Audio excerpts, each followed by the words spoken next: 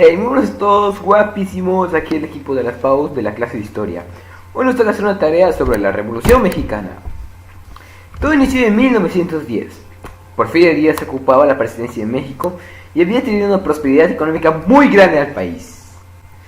Pero en cuanto a la sociedad, ¿quién tiene hambre? El hacendado Francisco Madero promulga el Plan de San Luis para desconocer el gobierno de don Porfirio, donde pedía que todo mexicano, en cualquier parte de la república, se levantara contra las fuerzas policiales el 20 de noviembre a las 6 de la tarde. Sin embargo, dieron la hora y nadie hizo nada. En realidad lo que pasó fue que luego de que Porfirio se enterara de que tomaron la ciudad de Juárez, ahí en lo más alejado de la capital, decidió que ya estaba viejo para estas cosas. Así que renunció el 25 de mayo de 1911. Llegó al puerto de Veracruz, donde fue despedido con todos los honores, y se fue hacia París, no sin antes visitar Egipto por unas pequeñas vacaciones.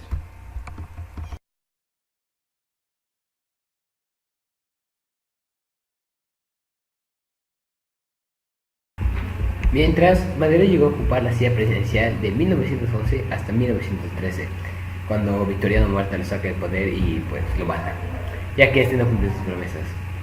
Es que miren nada más la cara de malo que tiene este tipo. Al asalto que se hizo por parte de Victoriano Huerta hacia el ejército de Madero se le conoce como la escena trágica, ya que fueron 10 días de pura balacera y muerte. Huerta tampoco duró mucho en el poder, ya que en 1914 Carranza proclamó el Plan de Guadalupe, donde se desconocía el poder de Huerta y se nombraba el mismo como jefe del ejército constitucional. Y pues supongo que ya saben qué pasa cuando alguien proclama un plan.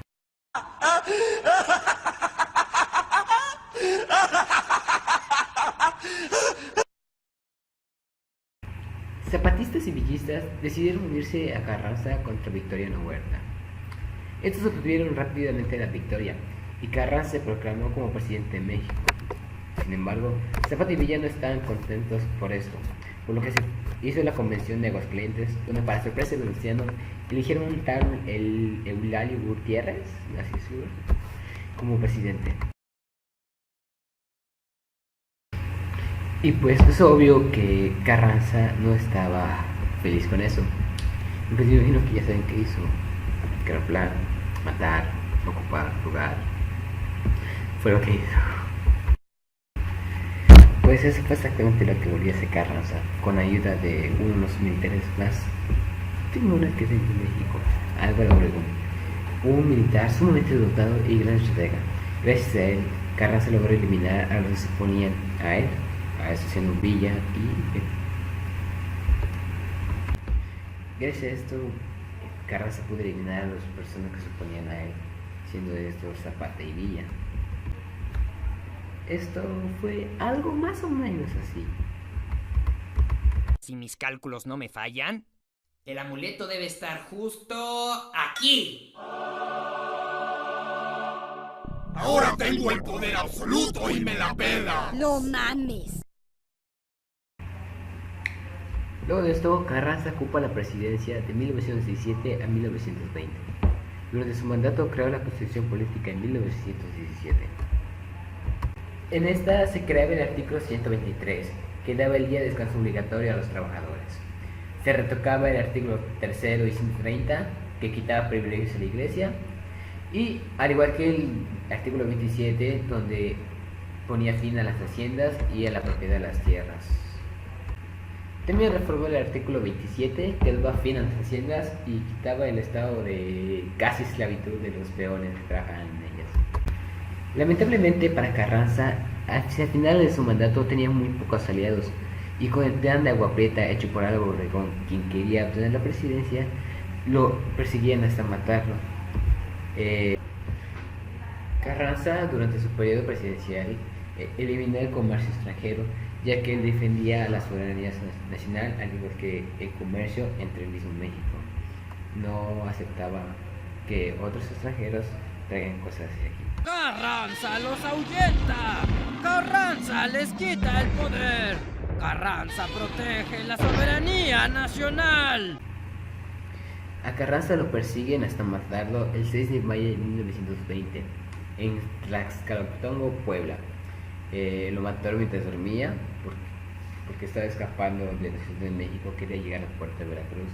Sin embargo, era un camino, una ruta suicida, ya que estaba bajo amenaza. Así que tuvo que escapar del tren en el que iba, y ahí al llegar lo mataron. Luego de la muerte de Carranza, Obregón llegó a la presidencia en 1920 y fue el primero en mucho tiempo que logró mantenerse durante todo el tiempo que le respondía en su periodo presidencial. Por eso se dice que el ganador indiscutible de la revolución fue Álvaro Obregón. Llega Calles como sucesor de Obregón y no hace por un detallito pequeñito. Hubiese pasado a la historia como un muy buen presidente, ya que este crea la CROM, construye carreteras, funde el Bajo de México y reanuda el comercio extranjero. Lo que lo odio fue un impulso que impuso un gobierno antirreligioso, llegando al punto de cerrar templos y expulsar curas. Esto dio paso a que Obregón decidiera regresar al poder para dar el cambio en las cosas. Modificó la constitución y los que se oponían a él desaparecieron en misteriosas circunstancias. Pero el día del triunfo fue asesinado. Se rumoreaba que Calles tendría que ver con esto, pero al final nunca pudieron confirmar nada. Desgraciadamente, Obregón fue asesinado después de su reelección por un fanático religioso, culpando que las desgracias le hacía la iglesia.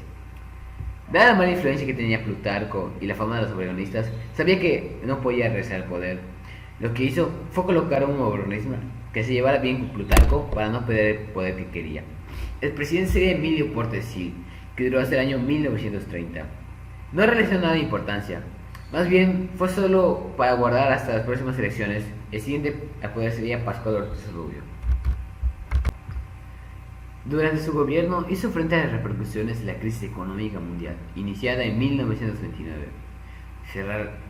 Redactó la doctrina Estrada, la cual dice que México no debe juzgar ni para bien ni para mal los gobiernos ni los cambios de gobierno de otras naciones.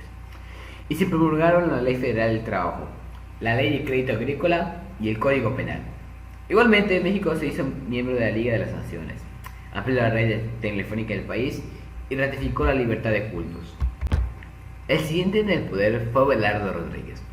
Durante su gobierno se empleó una política económica que favoreció el desarrollo de la industria y el comercio. Se trazaron carreteras, se promulgó la Ley de Nacionalización y Naturalización, el Código Sanitario y la Ley Orgánica de los Tribunales Federales, entre otros. También se estableció el salario mínimo. Se reformó la Ley de Poder Ejidal, envió al Congreso de la Unión la Ley Orgánica de la Universidad Autónoma de México. Le fue otorgado el control total del cambio del Banco de México por decreto del 2 de mayo de 1933 y fue inaugurado el Palacio de Bellas Artes. El Instituto de Pascual se mandató durante 1930 y 34. En 1934 fue electo un presidente que le daría fin al maximato. El presidente Lázaro Cárdenas dio fin al maximato sacando a Plutarco Elías Calles, ya que este sabía que lo quería controlar, por lo que buscó la ayuda del pueblo para eliminar al gobierno. Bueno, ahora pasemos a la Primera Guerra Mundial. Como la mayoría de ustedes sabe, la Primera Guerra Mundial fue un conflicto armado desarrollado entre 1914 y 1918. La llaman la Gran Guerra o Guerra de Guerras. Por eso fue antes de que supiéramos de la Segunda Guerra Mundial. Las principales causas de esta guerra fueron varias, pero las más importantes eran las que a continuación se mencionarán. El intenso espíritu nacionalista que se extendió por Europa a lo largo del siglo XIX y comienzo del siglo XX. Al igual que tenía una rivalidad económica y política entre distintas naciones, y el proceso de militarización y de vertiginosidad carrera armamentística que caracterizó a la sociedad internacional durante el último tercio del siglo XIX. Se supone que el evento detonante de la guerra fue el asesinato del archiduque Francisco Fernando, el heredero al trono del Imperio Austrohúngaro, y su esposa Sofía Chotek, en Sarajevo el 28 de junio de 1914.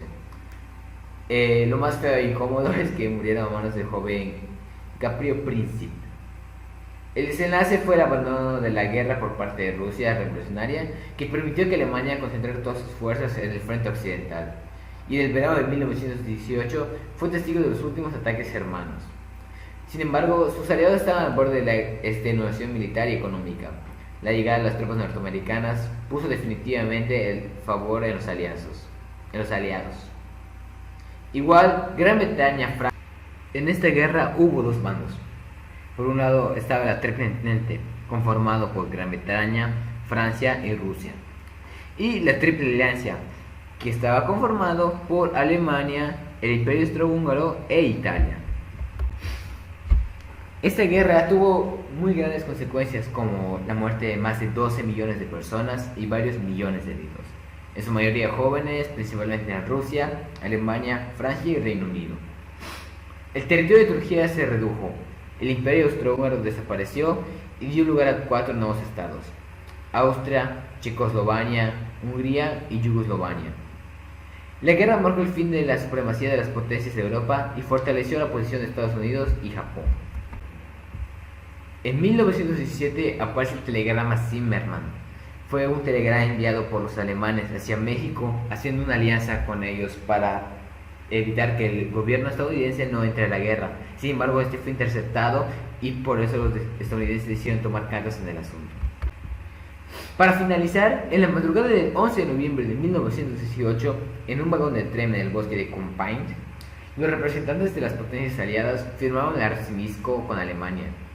El hecho ponía fin a la Primera Guerra Mundial, ya que el Imperio Alemán fue la última de las potencias centrales en rendirse. ¿Se han preguntado qué relación hay entre la Primera Guerra Mundial y la Revolución Mexicana? Muy fácil, se relacionó porque en el año de 1914 es marcado como el inicio de la Guerra Mundial. Asimismo, en México se estaba en curso la Revolución Mexicana, es decir, se relacionó en tiempo. Eventualmente, los grandes acontecimientos en Europa también ponían fin a la intervención estadounidense en México, repercutiendo así directamente en la revolución. Como por ejemplo la demanda de petróleo en Europa, lo que representó un bálsamo en medio de la debacle económica que recrudecía en el país mexicano. Y por último, el más grande detonador de todos, el telegrama que se mandó desde Alemania hasta México, el cual fue intervenido por Estados Unidos y logró que finalmente se uniera a la guerra. Niña, no sé quién es.